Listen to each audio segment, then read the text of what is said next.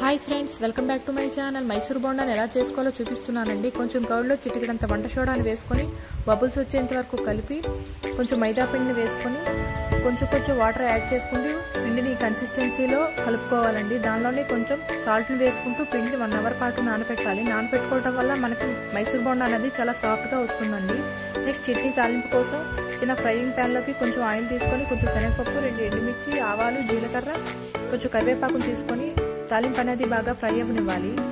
ముందుగానే ఒక మిక్సీ జార్లోకి మనం వేయించి ఉంచుకున్న పల్లీలు, కొంచెం జీలకర్ర, చింతపండు, సాల్ట్ వేసుకొని బాగా మిక్సీ పట్టుకుంటారు కదండి, దాన్ని ఒక బౌల్లోకి తీసుకొని ఈ తాలింపుని దానిలో వేసుకొని బాగా కలుపుకోవాలి.